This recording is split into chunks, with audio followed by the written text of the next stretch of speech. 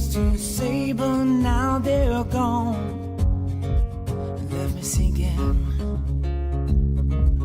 Your still frame smile that lines my mind, it fades to gray. You're just an apparition. Hi, this is Brad Wiseman on In the Sport with Chad Ackerman. How are you guys? And me. I'm Brad Wiseman, and you're not. Thank God. Okay, so let's jump in. Good weekend in college football. Of course, we're talking D1, so major programs, and we're going to kind of whip through each conference and talk about pinnacle teams within the conference and kind of what's going on. I'll start this off, and you can jump in here as I jump in there real quickly here. Did I say jump twice in one sentence? Doesn't matter. You're always jumping. Okay, so You anyways. have to say jumping. What? Because you're jumping right now. Huh? Yeah, forget What? about it. Huh? Forget about it. What? Let's go. They don't want to hear you. Okay, so anyways, Big Ten Conference, what I'm starting to see, and I'm sorry, I'm going to tout Ohio State a little bit. Nice game against Nebraska. You're seeing the Urban Meyer take that SEC intelligence and build it into a Big Ten team. Let's talk about it. What do you think? Am I on the right path there, bud? Well, people from the South are probably happy to hear you mention SEC and intelligence. Anyway, no, you're correct. Urban Meyer's brought that ability that he had at Florida and that mind frame, the speed, the quick game, the spread offense, uses his quarterback, Braxton Miller, unbelievably. The guy rushed for almost 200 yards on Saturday. Put up You guy's a stud, man. I'm sorry. 63 The points guy on is Bo a Pelini's Okay, Nebraska I'm sorry. defense. He's a stud. I don't care what anybody says. Yes, he is a stud. You know, Ohio State was a few years ago had Terrell Pryor. They were all stoked about Terrell Pryor. I gotta tell you, Terrell, Braxton's a little bit better than you. He's 10 times better, dude. He's, That's the word, dude. Yeah, he did. Okay. But anyway, Ohio State put up 63 points on Bo Pelini's Nebraska.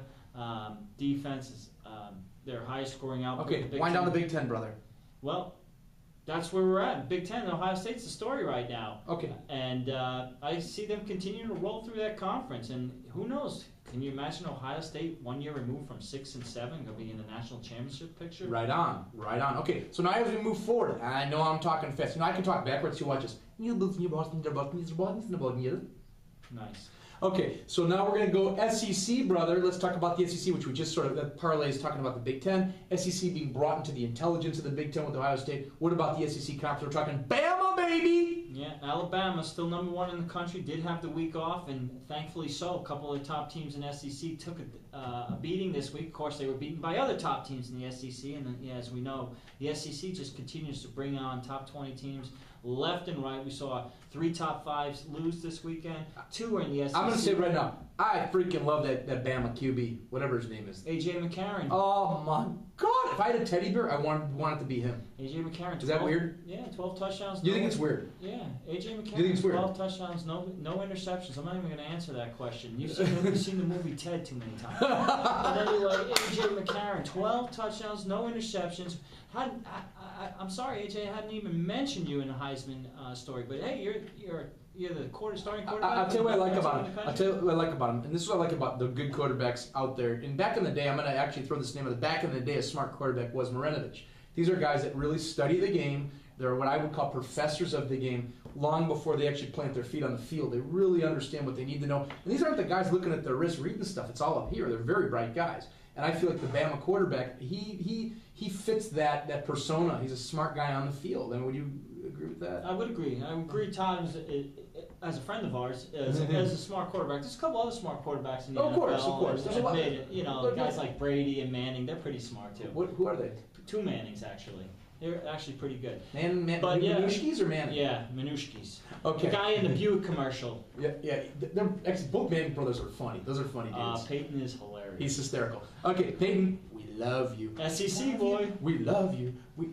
Hey, let's move to the Pac-12. Pac-12, baby. We live in a state where the Pac-12 and exists. It's all about the quack attack. The Oregon Ducks. Did anybody catch their uniforms this Saturday?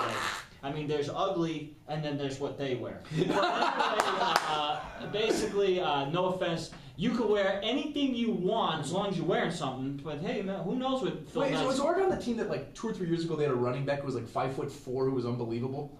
They may have. They've had a stable of running backs. Yeah, but this guy was super small. And Charleston ASU, this is like 3 or 4 years, like 3 years ago. Well, they have a couple of they've had a lot of little scat back, speedy little guys. But Oregon put a hurting on a top 20 team, University of Washington. I think what was it, 52-14.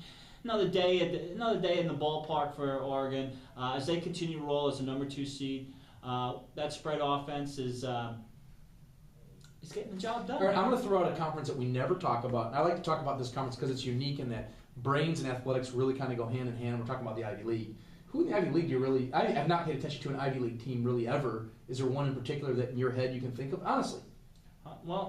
Honestly, on the Ivy League thing, the only thing I could really tell you about the Ivy League, there's 2 things I know about the Ivy League. Number one, the Columbia Lions, which is in New York City, about 25 years ago, maybe even longer, 30 years ago, they had the longest losing streak in the history of the NCAA Division I. That's one thing I can tell you. And the other 2 things, they play a little thing called The Game between Harvard and Yale. It's the longest running rivalry.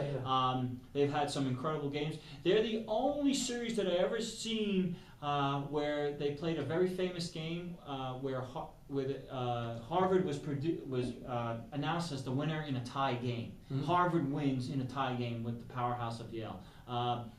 Hey, my hat's off to those kids, and they go to school on no athletic scholarships. They get grants if anything. But And they play their hearts out, and Ryan Fitzpatrick as a starting quarterback for Buffalo Bills.